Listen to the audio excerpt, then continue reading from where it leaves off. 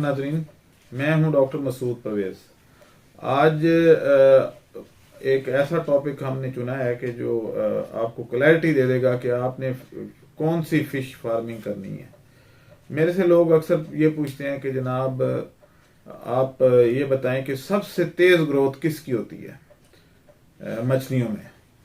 तो मैं अक्सर ये कहता हूँ कि भाई आपका जो है वो पंगेशियस जो है वो सबसे अच्छा ग्रोथ कर रही है, लेकिन एक और मछली भी है जो हमारी लोकल है और जिसका सीड का रेट बहुत कम है। पंगेशियस के सीड का रेट ज़्यादा है।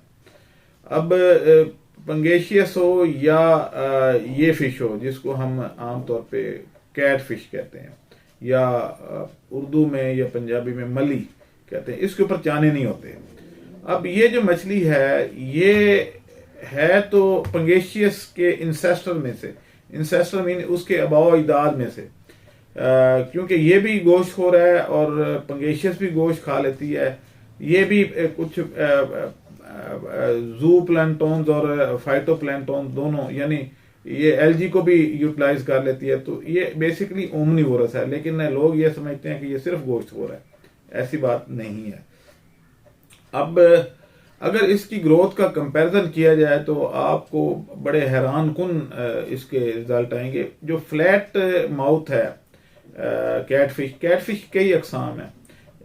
जो फ्लैट माउथ है वो ज़्यादातर हमारे यहाँ कल्चर की जाती है और उसकी पहचान ये होती है कि उसके मुंह पे बिल्ली की तरह मूछें होती हैं। अब ये जो मछली है इसका एक फ़ायदा ये है कि ये हर वो चीज़ खा लेती है जो इसको नज़र आ जाए, हो ऑर्गेनिक यानी गोश्त हो या पौधे हों या जो भी है, फीड हो। जो फीड नीचे बैठ जाती है उसका भी ये सफाया कर देती है और जो गोश्त मुर्दा जिंदा जो भी है इंसेक्ट्स हैं उन सबको ये खा लेती है और अपने गोश्त का हिस्सा बनाती है। इसकी जहाँ तक ग्रोथ है ये 2.5 से 5 किलो तक भी देखी गई है कि एक साल में वजन अटेन कर लेती है और बशर्ते के गोश्त आप इसको देते रहें। फीड की कमी नहीं होनी चाहिए। इसको भूख बहुत ज़्यादा लगती है। तो जो लोग इसको अपने बायोफ्लॉक टैंक में डालें तो उनको इस बात का ख्याल रखना पड़ेगा कि हर 2 घंटे बाद इसको फीड चाहिए। बाकी जो मछलियां हैं वो 4 घंटे के बाद लेती हैं फीड। तलापिया या बल्कि कुछ मछलियां ऐसी भी हैं जो 4 से भी ज़्यादा अगर टाइम हो जाए तो भी उनको कोई इतना मसला नहीं होता। लेकिन इसका ये मसला है कि ये अगर आपने फीड लेट कर दी तो ये एक दूसरे को भी खा जाती है। अब इसका जो है इसीलिए इसको किसी और के साथ कल्चर नहीं किया जा सकता। यानी ऐसा नहीं हो सकता कि आप आधी रोहू डाल लें या तलापिया डाल लें और बाकी साथ जो है वो कैटफिश डाल लें। कैटफिश उसको खा जाएगी, बल्कि सबसे पहले उसी को खाएगी, दूसरी मछली को, और उसके बाद जो फीड आपने डाली है उसको खाएगी। तो इसलिए ये एहतियात की जाती है कि इसके साथ इसका कोई 1-2 दाने भी अगर चले जाएं पाउंड में तो वो बाकी मछली को खा जाएंगे। ऐसा कई दफ़ा देखा गया है कि आपने अगर एक तालाब में कुछ कैटफिश के दाने चले गए मिक्स होके किसी वजह से भी, या किसी ने छोड़ दिए, तो एंड पे पता चलता है जी कि वो मछली जितनी डाली से उससे आधी से भी कम निकली। तो उसकी वजह यही है कि वो मछली उनको खा जाती है।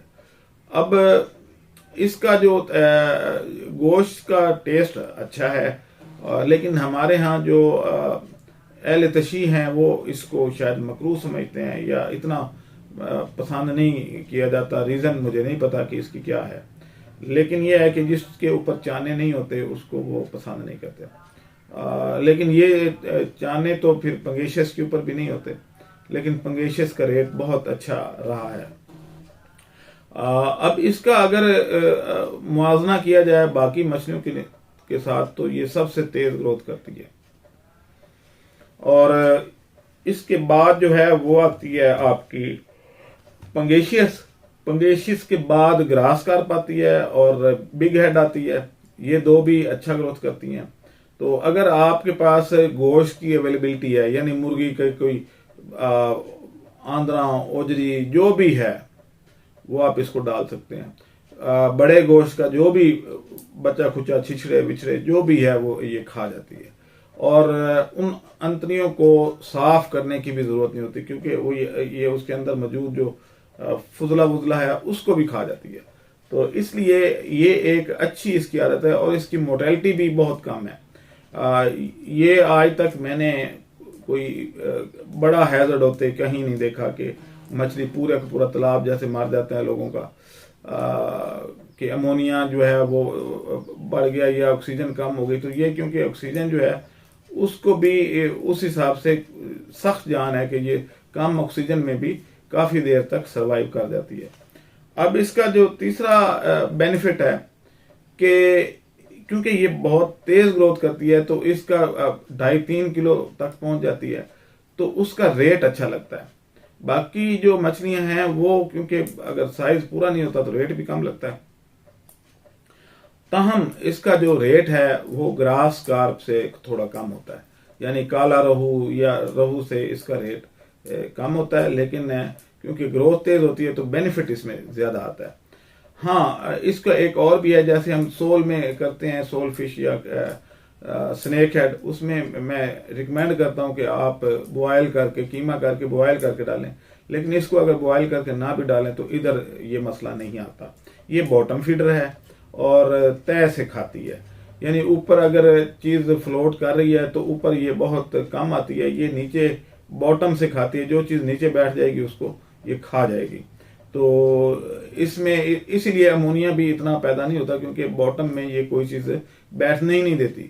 तो मेरा ये ख्याल है कि इसकी अगर फार्मिंग की जाए तो फार्मर जो हैं और जो लोग मली के टेस्ट से वाकिफ हैं वो इसके दिल दादा हो जाते हैं और इसी को खाते हैं कि जी हमें मली ही चाहिए।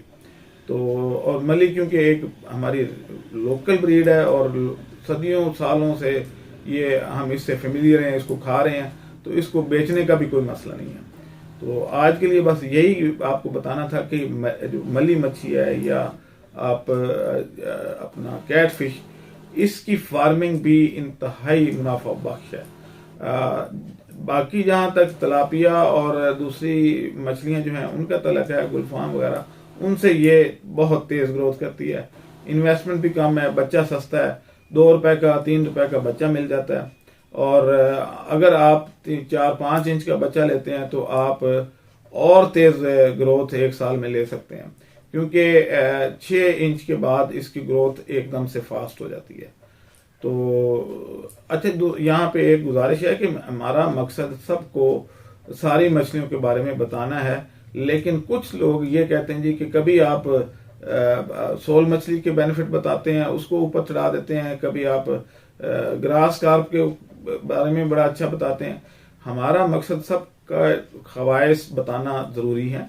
मर्जी आपकी, आपने जौन सी मर्जी डालनी है।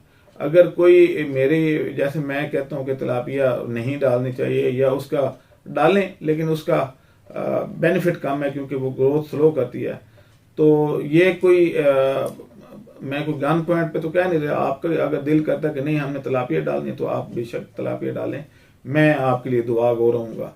आप मुझे इजाजत दें, अल्लाह हाफिज। हमारे चैनल को सब्सक्राइब करें और साथ में बेल आइकन को भी दबा दें ताकि हमारी हर नई आने वाली वीडियो आप तक बआसानी पहुंच सके।